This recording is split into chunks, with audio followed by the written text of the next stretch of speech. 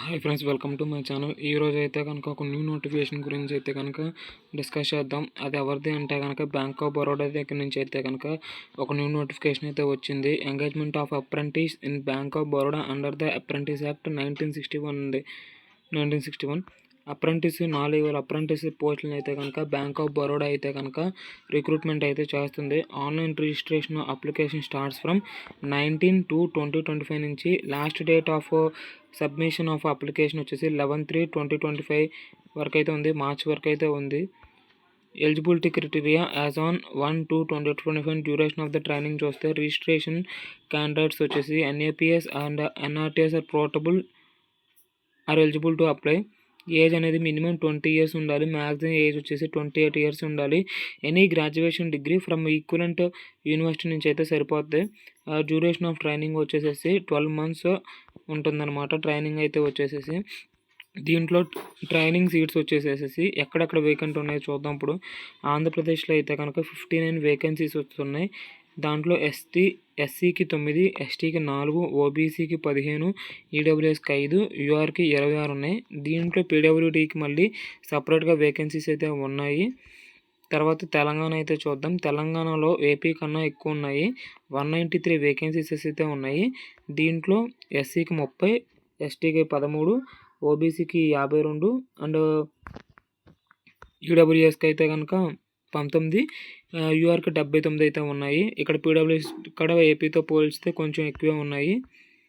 ఆ తర్వాత district wise and state wise ఎలా అయితే ఉన్నాయో చూద్దాము. ఆంధ్రప్రదేశ్లో అయితే కనుక చిత్తూరులో 10, ఈస్ట్ గోదావరిలో 10, గుంటూరులో 10, కృష్ణాలో 10, విశాఖపట్నంలో 10, వెస్ట్ గోదావరిలో అయితే 9 అయితే ఉన్నాయి. ఇప్పుడు తెలంగాణ అయితే చూద్దాం. తెలంగాణ 193 వేకెన్సీస్ వచ్చేసేసి హైదరాబాద్లో 150 ఉన్నాయి, మెడ్చల్లో 15, నిజామాబాద్లో 7, రంగారెడ్డిలో 21 అయితే ఉన్నాయి. హైదరాబాద్లో అయితే కనుక ఎక్కువ వేకెన్సీస్ అయితే హైదరాబాద్లో అయితే ఉన్నాయి. 150 వేకెన్సీస్ ఉన్నాయి. ఇక్కడ ఏజ్ రిలాక్సేషన్ గురించి చూస్తే కనుక షెడ్యూల్ క్యాస్ట్, షెడ్యూల్ ట్రైబ్కి అయితే 5 years ఏజ్ రిలాక్సేషన్ అయితే ఇచ్చారు. అండ్ అదర్ పీడబ్ల్యూడీ వాళ్ళకి అయితే కనుక 10 years యూఆర్ ఈడబ్ల్యూఎస్ అయితే. అదే ఓబీసీ పీడబ్ల్యూడీ వాళ్ళకైతే కనుక 13 years. అదే ఎస్సీ ఎస్టీ పీడబ్ల్యూడీ వాళ్ళకైతే కనుక 15 years అయితే ఇచ్చారు.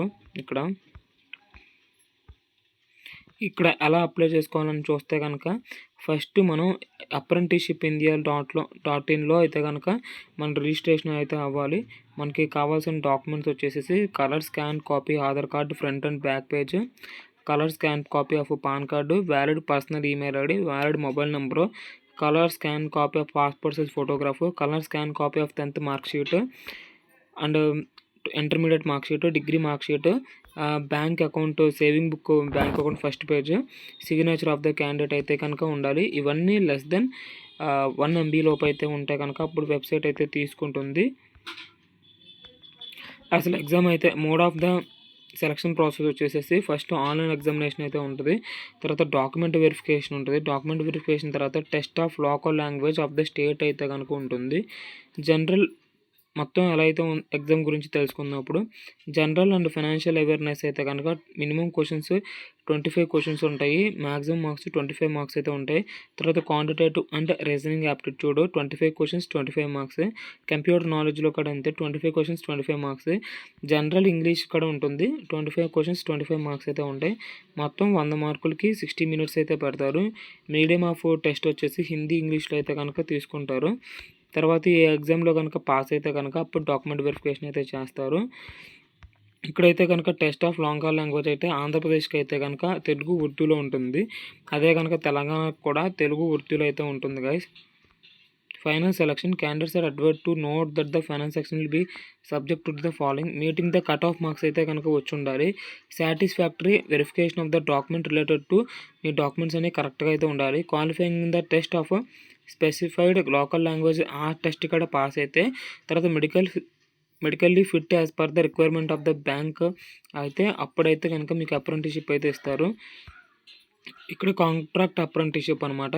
ఇది కాంట్రాక్ట్ బేస్ మీద అయితే ఉంటుందన్నమాట. స్టైఫండ్ అండ్ బెనిఫిట్ వచ్చేసేసి మీకు మెట్రో ఆర్ అర్బన్ బ్రాంచెస్లో అయితే కనుక 15,000 per month ఇస్తారు. అదే rural or semi urban branches అయితే కనుక 12,000 per month అయితే ఇస్తారనమాట. అంతే గైస్. ఇంకా ఇప్పుడు మనం అప్లికేషన్ ఫీజ్ అయితే చూద్దాము. అప్లికేషన్ ఫీజ్ వచ్చేసేసి person with benchmark disability వాళ్ళకైతే కనుక 400 ప్లస్ జీఎస్టీ. అదే schedule caste, schedule tribe female క్యాండిడేట్స్కి అయితే 600 ప్లస్ జీఎస్టీ. అదే general EWS and other backward OBC వాళ్ళకైతే కనుక 800 ప్లస్ జీఎస్టీ అయితే ఉంటుందన్నమాట. ఇదైతే కనుక guidelines for filling online application ఇది.